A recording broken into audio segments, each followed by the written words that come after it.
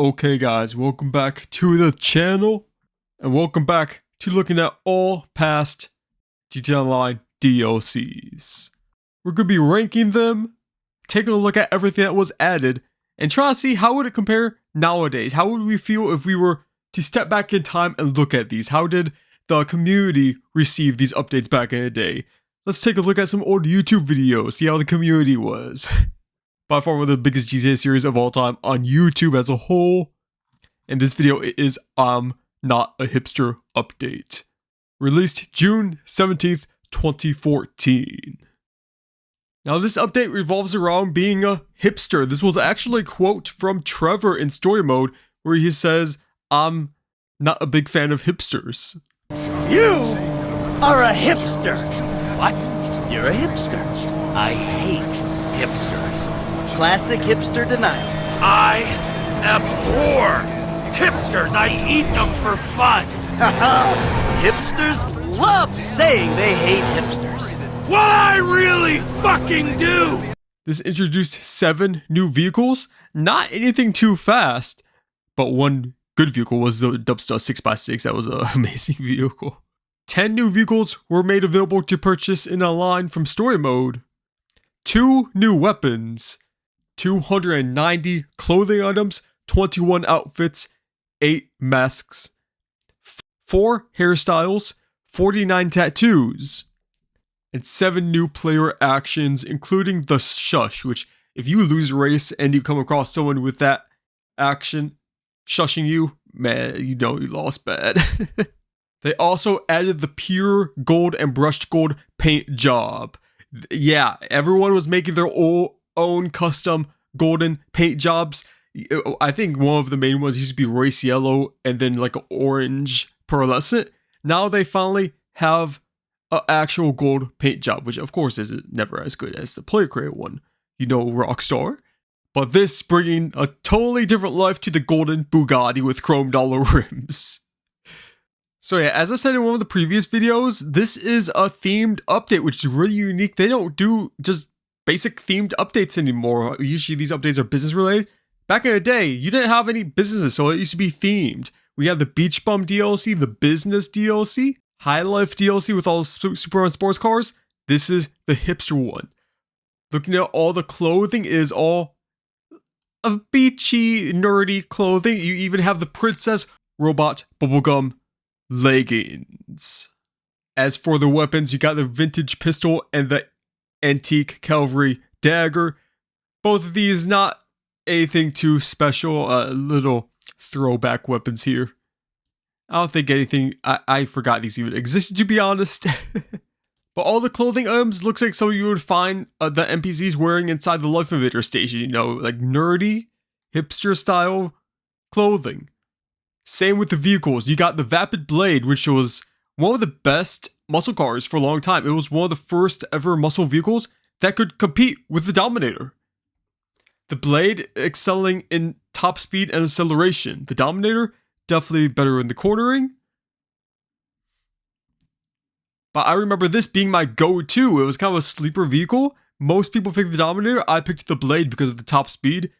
And it looked slow. It did not look like a fast muscle vehicle, but it was the second best. Still, the Dominator did hold that top position.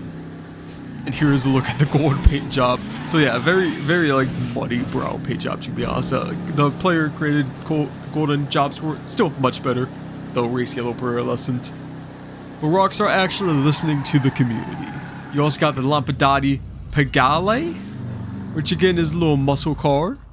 The Warner, looking like an old school BMW. The Benefactor Glendale.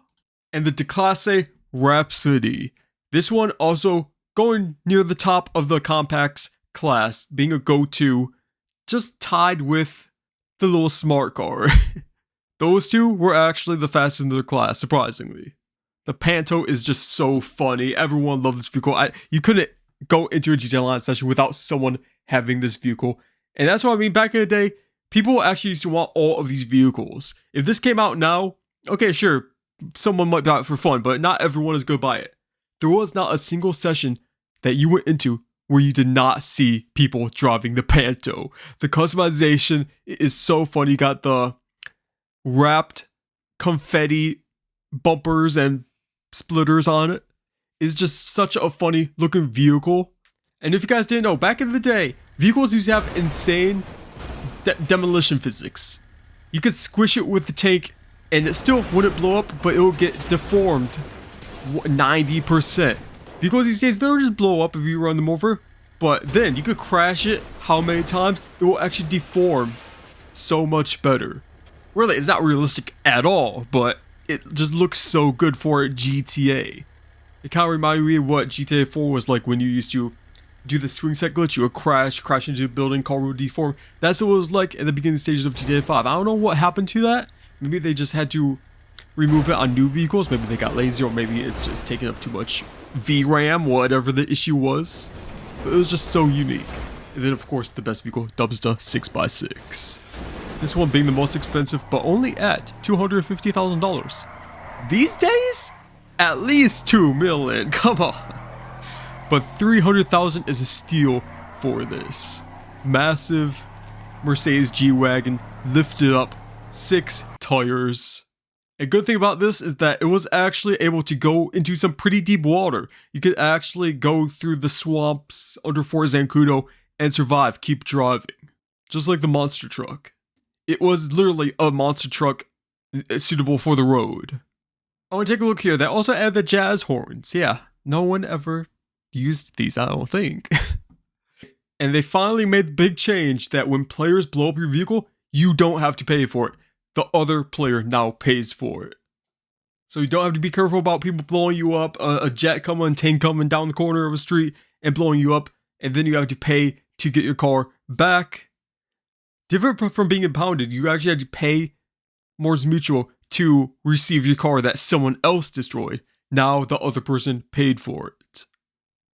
They also add 12 new jobs, including some races, 3 new gang attacks, and a new deathmatch in Puerta Del Sol. Which again, I keep saying these in these earlier videos, but people played these. It was so fast to find a session with people actually playing these to complete them. I'm just looking at land races. You would always get into full sessions. If not a full session, at least someone would join you and stay to complete the race. So the I'm Not a Hipster update released 7 new vehicles, by far the most out of any DLC so far. And they weren't even really anything special, but they were unique and people bought them. And the name is a nice little Easter egg as well. I don't think Rockstar does too many Easter eggs. Maybe it's just a whole different team working on it now. But there were so many Easter eggs to old GTA games. The GTA 5 story mode with all the characters and Michael Easter eggs and Trevor Easter eggs. It's no surprise that the I'm Not a Hipster update was a hit with the community. So hey, back then, no businesses. They gave us 12 new jobs, 7 new vehicles. I think this would be a solid update nowadays if we were living back in 2014. The vehicles were good to use in races, especially with customization on them, especially the Panto and the Dubsta 6x6. And they gave us the ability to buy the story mode personal vehicles. Looking back at these, I just remember tiny snippets of actually playing these on launch day, being able to buy Franklin's vehicle, finally. After what felt like 5 years waiting for it, even though it was like, what, 9 months? We were finally able to buy Franklin's vehicle, Franklin's Buffalo, Michael's Audi, the Obey Tailgater. We were finally able to buy those and kind of roleplay as the characters in GTA Online, as weird as that sounds now. It was a big thing back in the day that we just wanted to basically kind of bring Michael, Franklin, Trevor into GTA Online. Hopefully some of those people stayed around for 2020 with the Contact DLC. A solid update, the I'm Not a Hipster update. It was the 3rd DLC of 2014, but wait, we're not even done there. There's still 4 more left to go with. The Independence Day Special, the San Andreas Flight School update, Last Team Standing update, and Festive Surprise 2014. So if you guys got this far into the video, please leave a like and subscribe to your video. I'll make next.